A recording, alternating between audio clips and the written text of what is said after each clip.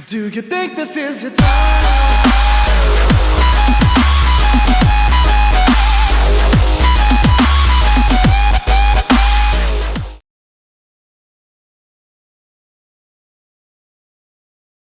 चलिए तो इस सीरीज के अंदर हमारा अगले पोर्शन पे हम मूव करते हैं जहां पे मैं बात करूंगा प्रीमियम की। अब जब हम सिक्योरिटीज प्रीमियम रिजर्व की बात करते हैं शेयर्स जैसे पर्टिकुलर चैप्टर में, तो आपको एक चीज बड़े ध्यान देनी होगी और वो ये है कि मैं यहां पे करवाने वाला हूं पहली चीज तो फोर फीचर। अब जब मैं फोर फीचर करवाऊंगा तो फोर फीचर में प्रीमियम को तभी लेते हैं जब प्रीमियम का पैसा नहीं मिलता है। अगर प्रीमियम का पैसा ऑलरेडी मिल चुका है तो फोर फीचर में कोई काम नहीं है। कैसे? एक क्वेश्चन करेंगे, दो क्वेश्चन करेंगे, समझ में आ जाएगा कि प्रीमियम की वैल्यू क्या है और प्रीमियम का ट्रीटमेंट किस तरह से होता है। तो चलिए पहला क्वेश्चन जो है वो बोला गया कि यार आपके सामने जो क्वेश्चन है वो ये बोल रहा है कि एक पर्टिकुलर कंपनी ने फोरफीट किए 200 शेयर्स, 10 रुपए का शेयर था जो प्रीमियम पे इशू हुआ था 5 रुपए के। उस पर एक बंदे ने फाइनल कॉल 3 रुपए का नहीं दिया है। यहां तक कहानी क्लियर है। अब अगर उन्होंने प्रीमियम की बात की है 5 रुपए की प्रीमियम की और कुछ भी नहीं बोला है तो ये चीज कहीं पे नोट कर लो, if nothing is given about the premium then we assume that premium is receivable on allotment. Question जब साइलेंट रहता है तो दिमाग में बिठा लो कि हमेशा प्रीमियम अलॉटमेंट पे मिलना होगा। मेरी बात ध्यान से सुन रहे हो ना? चलो फिर से एक बार डिस्कशन करते हैं। यहां पे क्वेश्चन क्या कह रहा है कि एक बंदा है जिसके पास 200 शेयर थे और शेयर 10 रुपए का है, उसने 3 रुपए का फाइनल कॉल नहीं दिया है और ये शेयर जो थे प्रीमियम पे इशू हुए थे मार्केट में 5 रुपए के प्रीमियम पे। अब अगर 5 रुपए के प्रीमियम पे इशू हुए होंगे तो ये आपको भी मालूम है कि अलॉटमेंट पे प्रीमियम मिलने वाला होगा। उसने फाइनल कॉल नहीं दिया, इसका मतलब वो अलॉटमेंट तो दे चुका होगा। अब अलॉटमेंट जितने का भी रहा होगा उसने अलॉटमेंट दे दिया होगा। अगर उसने अलॉटमेंट दे दिया होगा तो इसका मतलब प्रीमियम भी दे दिया होगा।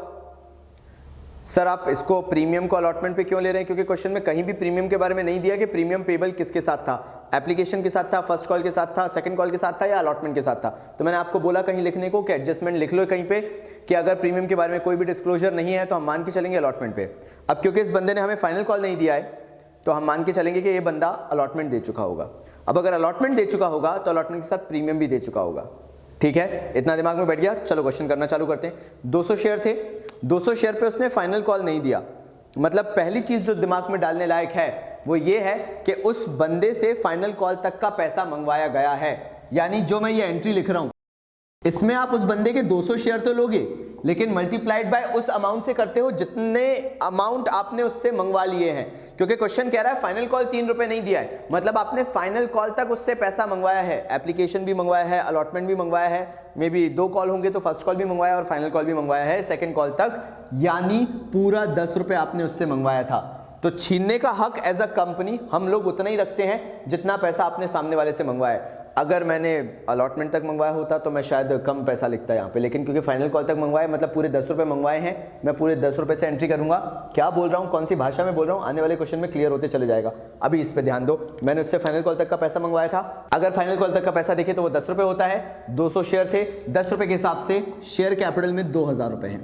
उसने फाइनल कॉल नहीं दिया, कितने शेयर पे नहीं दिया उसने? 200 शेयर पे नहीं दिया और फाइनल कॉल है 3 रुपए का तो उसने 600 रुपए नहीं दिए। तो बाकी तो दे दिए होंगे, जो दे दिए होंगे वो आपका शेयर फोर फीचर में जाएगा।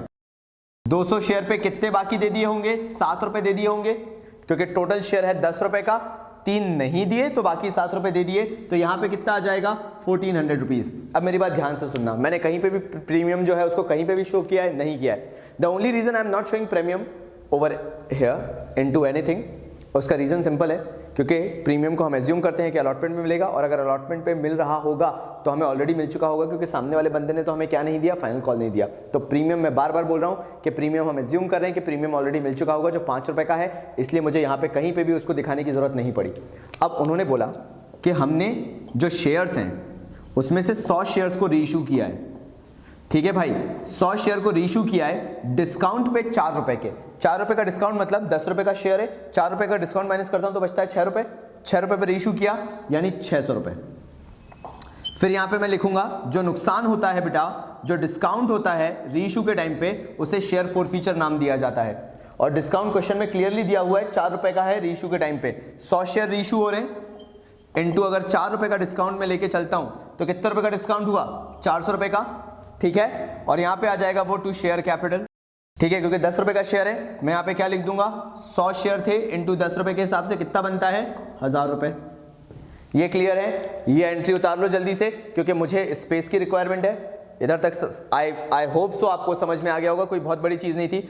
4 रुपए के डिस्काउंट पे इशू हुआ है, 100 शेयर्स रीइशू हुए हैं, तो हमने उस हिसाब से पैसा लिख दिया 100 शेयर्स इंटू 6 रुपए, 600 रुपए। फोर फीचर में आ जाएगा 400 रुपए बाकी बचा हुआ, और 1000 रुपए का हमारा शेयर था, क्योंकि 100 रुपए जो, सॉरी यार 100 रुपए बोल रहा हूं मैं, 100 शेयर हमने मार्केट में रीइशू किए हैं, जो कि एक्चुअल शेयर 10 रुपए के हिसाब से बनता था। चलिए इसको लिख लीजिए, मुझे यहीं पॉज कर दीजिए। देख लो भाई, एक भयानक सा फॉर्मूला लिखा है, कोई भयानक नहीं है, लॉजिकल चीज है, क्योंकि आपके पास नोट्स होने चाहिए ताकि आप एंड टाइम पे रिवाइज कर लो। इसलिए मैंने एक कैपिटल रिजर्व का जनरल फॉर्मूला लिखवाया है, वो है credit balance of share forfeiture into reissued share upon forfeited share whole upon forfeited share. इस पूरे से माइनस हो जाएगा debit balance of share forfeiture. क्या होगा वो मैं बताने वाला हूं, पहले मुझे पॉज करो और इसको लिख लो ताकि मैं आगे बढ़ूं। देखो भाई, अब बड़ा सिंपल है इसको कैलकुलेट करना। जो इतना भयानक सा फॉर्मूला दिख रहा था वो भयानक से नहीं है, एक प्रोपोर्शनेट फॉर्मूला है। क्यों प्रोपोर्शनेट फॉर्मूला है? क्योंकि यहां पर मैंने फॉरफिट किए थे 200 शेयर और रीइशू किए हैं सिर्फ 100 शेयर। तो यार नाइंसाफी हो जाएगी। कैसे नाइंसाफी होगी? अगर मैं credit balance of share forfeiture देखता हूं, जो हमने फाइंड आउट किया था 7 रुपए के हिसाब से मैंने किया था इंटू 200 शेयर, मतलब हमारा क्रेडिट बैलेंस आया था 1400 रुपीज। सही बोल रहा हूं? ये हमारा क्रेडिट बैलेंस था 1400 रुपीज का। आप एंट्री में एक बार देख लो, ये 1400 रुपीज जो है ये कितने शेयर्स को बिलोंग करता है?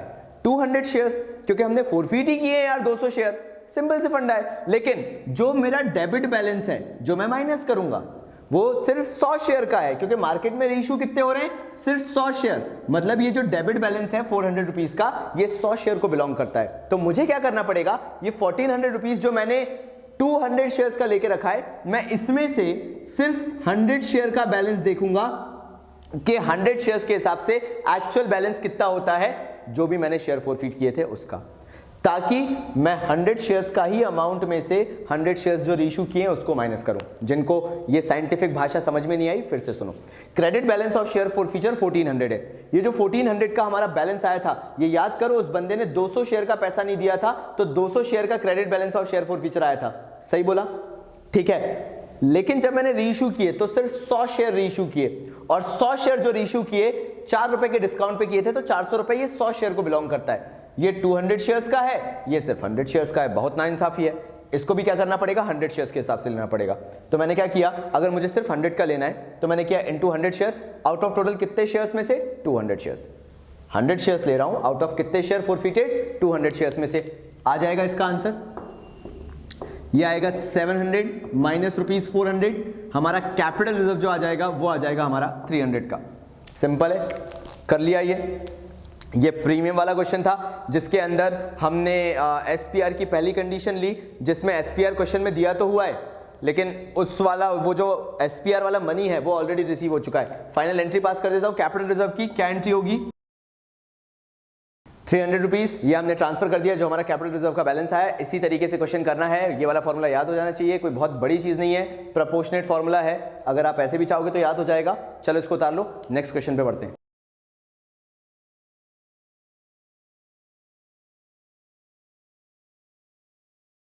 चलिए इस क्वेश्चन के हिसाब से देखते हैं। ये भी क्वेश्चन थोड़ा सा कुछ उसी टाइप का है, लेकिन इसमें कुछ डिफरेंस भी है। देखना, यहां पे बोला गया XYZ लिमिटेड है, जिसने 200 शेयर्स फॉरफिट किए हैं। 10 रुपए का शेयर है, बिल्कुल वैसे ही क्वेश्चन है। 5 रुपए का प्रीमियम भी है। यहां पर हुआ ये कि जो एक बंदा है, उस जिसने 200 शेयर फॉरफिट हो रहे हैं जिसके, उसने अलॉटमेंट का 8 रुपए नहीं दिया प्रीमियम मिलाकर, फर्स्ट कॉल नहीं दिया 2 रुपए का, फाइनल कॉल नहीं दिया 3 रुपए का। ये क्वेश्चन का एसेंस है। यहां पर उन्होंने क्लियरली कह दिया कि उस बंदे ने अलॉटमेंट का पैसा नहीं दिया है। तब हमें पता चला, अच्छा अलॉटमेंट नहीं दिया तो अलॉटमेंट के साथ हाइपोथेटिकली उन्होंने लिख भी दिया है। अगर हम मानते भी तो अलॉटमेंट के साथ ही मानते, लेकिन उन्होंने क्लियर भी कर दिया है कि प्रीमियम जो था वो अलॉटमेंट के साथ ही था। मतलब अगर अलॉटमेंट नहीं मिला तो प्रीमियम भी नहीं मिला, प्रीमियम नहीं मिला तो हमारी फॉरफीचर की एंट्री में शो होगा। जल्दी से मेरे साथ जाप करना चालू करो। फॉरफीचर की एंट्री में प्रीमियम तभी शो होगा जब अनपेड होता है। फिर से बोलो, प्रीमियम फॉरफीचर की एंट्री में तभी शो होगा जब अनपेड होता है। एक आखिरी बार और बोल लो, चलो एक और बार करते हैं। प्रीमियम फॉरफीचर की एंट्री में तभी शो होगा जब अनपेड होता है। कोई दिक्कत तो नहीं है? कोई दिक्कत है क्या तुम्हें? हाँ, कोई दिक्कत है? नहीं है, ठीक है। तो चलिए तो आगे बात करते हैं इसके अंदर और क्या किया जाए, कैसे इसको सॉल्व किया जाए? तो यार बड़ा सिंपल है इसको करना। इसमें सबसे पहले अपन एंट्री पास करेंगे फोर फीचर की, ठीक है। फोर फीचर की एंट्री जो करेंगे उसमें हम लिखेंगे share capital account debit again. कितने शेयर फोरफीट कर रहे हो आप? 200 शेयर फोरफीट कर रहे हो, क्योंकि फाइनल कॉल तक का पैसा मंगवा लिया है, बोला गया है, उसने अलॉटमेंट नहीं दिया, फर्स्ट कॉल नहीं दिया, फाइनल कॉल नहीं दिया, तो उसके शेयर फोरफीट हो रहे हैं। यानी अगर फाइनल कॉल तक का पैसा मंगवा लिया है तो मैं शेयर कैपिटल में पूरा फाइनल कॉल तक का पैसा दैट इज 10 रुपए लेने के लिए एलिजिबल हूं। और याद रखना, अभी जिनको भी डाउट अराइज हो रहा है, शेयर कैपिटल जब भी लिखोगे इसके अंदर हमेशा पार वैल्यू आती है। मैं यहाँ पे पॉज ले रहा हूँ, सुन लेना आराम से। यहाँ पर जब भी आएगी बिल्कुल दिमाग ठंडा कर लो और आराम से लिखो। जब भी शेयर कैपिटल लिखोगे प्रीमियम के साथ मत लिख देना। शेयर कैपिटल मतलब ही होता है पार वैल्यू। पार मतलब पार, यानी 10 रुपये आएगा। कितना हो गया ये? 2000 रुपये हो गया, चलो लिख दिया। अगर प्रीमियम मिलता है तो फायदा, मतलब क्रेडिट। प्रीमियम नहीं मिला तो नुकसान। तो वो हो क्या जाएगा? डेबिट हो जाएगा। तो इसलिए डेबिट में लिखेंगे हम SPR, पूरा लिख देना भाई, मेरे को तो बोर्ड देना नहीं है वरना मैं भी पूरा लिखता, तुम लोग लिख लेना। SPR डेबिट करेंगे। 200 शेयर पे 5 रुपए का SPR नहीं मिला है, क्योंकि लिखा हुआ है अलॉटमेंट का पैसा नहीं मिला, और अलॉटमेंट पे प्रीमियम भी था, तो भैया वो नहीं मिला होगा। 200 × 5 ये हो गया आपका 1000 रुपए, ठीक है। अब देखो ट्रिक क्या खेलते हैं, वो सिंपल है। जब वो यहां पे लेंगे ना share allotment to share allotment account, बड़ा शानदार ट्रिक खेलते हैं वो। 200 शेयर पे अलॉटमेंट का पैसा नहीं मिला है, अलॉटमेंट का टोटल कितना नहीं मिला है? 8 रुपए, मतलब 3 रुपए तो अलॉटमेंट का है ही है, इसके अंदर 5 रुपए प्रीमियम भी इंक्लूडेड है। अगर यहां पे 5 रुपए प्रीमियम का ले रहा हूं और डेबिट में भी 5 रुपए प्रीमियम ले रहा हूं, तो इनडायरेक्टली SPR को तो मैं वैसे ही कैंसिल आउट कर रहा हूं। समझ में आया? लेने ना लेने का कोई फायदा नहीं है, लेकिन क्योंकि लॉजिक ये कहता है, हमारा शेयर कैपिटल ये कहता है, हमारा कंपनी अकाउंट्स ये कहता है कि अगर नहीं मिला है प्रीमियम तो आपको शो करना पड़ेगा, इसलिए SPR को शो किया डेबिट में। और क्रेडिट में अलॉटमेंट के साथ 3 रुपए का अलॉटमेंट था, 5 रुपए का प्रीमियम जोड़ के अलॉटमेंट 8 रुपए का हुआ है, प्रीमियम के साथ यहाँ पे लोगे और यहाँ पे अलॉटमेंट का आ जाएगा पूरा 1600 रुपीज, ठीक है। क्लियर है? फाइनली फर्स्ट कॉल भी नहीं मिला, हम लिखेंगे share first call. First call हमें भाई 200 शेयर पे 2 रुपए का फर्स्ट कॉल नहीं मिला, यानी फर्स्ट कॉल कितना नहीं मिला? 400 रुपीज। सर इतना लंबा बहुत टाइम लगेगा। बेटा याद रखना, मैंने एज दिया है और मैंने बोला है कि आपको एक क्वेश्चन शेयर्स का 6 मिनट में खत्म करना होता है, सम और दी अदर वे। मैक्सिमम लोगे तो 7 मिनट लोगे, इससे ज्यादा मत लेना शेयर्स में, इससे ज्यादा लगता भी नहीं है। तो उसके लिए ये सारी चीजें क्लियरिटी रखो कि एक बार में जो आंसर आएगा वो परफेक्ट आएगा, और इसका रीजन जब आगे की क्वेश्चन हम और हाई लेवल करेंगे ना तो तुम्हें समझ में आ जाएगा कि ऐसा क्यों किया जाता है, ठीक है। शेयर फर्स्ट कॉल लिखा, फाइनली शेयर सेकंड कॉल भी नहीं मिला, हम share second and final call भी लिख देते हैं। 200 शेयर पे फाइनल कॉल 3 रुपए का नहीं मिला भाई, यानी कितना नहीं मिला? 600 रुपए नहीं मिला। तो बाकी जो मिल गया वो आपका जाता है शेयर फोर फीचर में। मैं सिखा ही चुका हूं, आप एज अ कंपनी वही छीन सकते हो जो आपको मिल गया हो, तो हम वो पैसा छीन लेंगे जो हमें मिल गया। देखो यार ये 3000 रुपीज है, बैलेंसिंग फिगर लिख दो, कोई बड़ी बात नहीं है, ठीक है।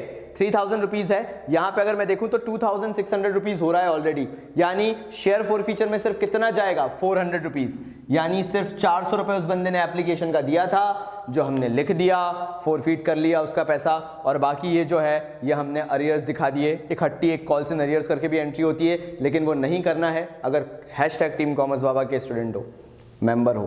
क्यों? क्योंकि ये तरीका वाकई में आइडियल है, टेस्टेड है। लिख लो जल्दी से ताकि मैं सेकंड एंट्री बना। ठीक है भाई, तो रीइश्यू के बारे में क्या कह रहे हैं? इसमें से 125 शेयर्स जो हैं वो रीइश्यू हुए हैं 9 पर शेयर पे fully paid up. Fully paid up मतलब जितने का शेयर था उसके हिसाब से 9 रुपए पे रीइश्यू हुए हैं। फुल्ली पेड अप, मैंने बोला पेड अप कॉल्ड अप जो भी दिया हो उस पर ध्यान दिया करो। फुल्ली पेड अप का मतलब 10 रुपए का शेयर था, 10 रुपए के हिसाब से 9 रुपए पे रीइश्यू हुआ है, मतलब 1 रुपए का क्या हो गया? नुकसान। फुल्ली पेड अप, फिर से बोल रहा हूं भाई कि 10 रुपए का शेयर माना गया और 10 रुपए के हिसाब से वो शेयर जब 9 रुपए में रीइश्यू हुआ तो हमें कितने का नुकसान हो गया? 1 रुपए का नुकसान हो गया। कितने शेयर रीइश्यू हुए? 125। चलो एंट्री करते हैं। ठीक है भाई, बैंक अकाउंट डेबिट, कितने शेयर रीइश्यू हो रहे हैं? 125 शेयर इंटू 9 रुपए के हिसाब से हो रहे हैं। ठीक है भाई, अगर 9 रुपए के हिसाब से हो रहे हैं और हमारे 125 शेयर्स हैं तो ये कितने अमाउंट हो गया? 1125। और फोर फीचर मतलब नुकसान हो रहा है 1 रुपए का, क्योंकि फुल्ली पेड अप है भाई, तो 1 रुपए इंटू 125 शेयर्स हो जाएगा। ठीक है, कितने रुपए का नुकसान हो गया टोटल? 125 का। ये हो गया आपका 1250 रुपए। टोटल 1250 रुपीज के जो शेयर्स थे, शेयर कैपिटल में 10 रुपीज से वैल्यू आ जाएगी क्योंकि फुल्ली पेड अप शेयर है। फुल्ली पेड अप मतलब 10 रुपीज से शेयर कैपिटल में वैल्यू डाल दो।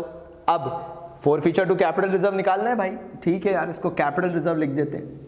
कैपिटल रिजर्व में जो पैसा जाएगा वो कैसे जाए, तो कैपिटल रिजर्व के लिए मैंने आपको बताया, सबसे पहले लिखो credit balance of share forfeiture.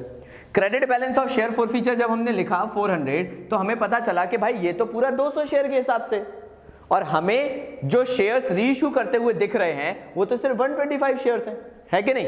यहां पे भी मैंने 125 शेयर्स लिखे, यहां पे भी 125 शेयर्स लिखे।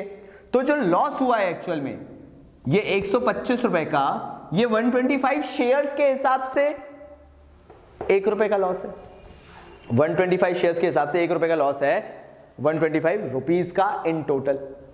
तो जब हमारे पास लॉस 125 शेयर्स के हिसाब से है, तो ये जो क्रेडिट बैलेंस है वो भी 125 शेयर्स के हिसाब से लेना चाहिए। तो 400 रुपए जो है उसमें से हम 125 शेयर का बैलेंस ले लेंगे, आउट ऑफ टोटल कितने शेयर्स, 200 शेयर्स जो कि फोरफीट हुए थे। Credit balance of share forfeiture into reissued share 125 upon forfeited share. क्यों किया समझ में आ गया ना, क्योंकि जो लॉस है या डिस्काउंट है रीइश्यू के टाइम का वो 125 शेयर्स के हिसाब से है। कर दिया हमने ये, चलो कर लेते हैं।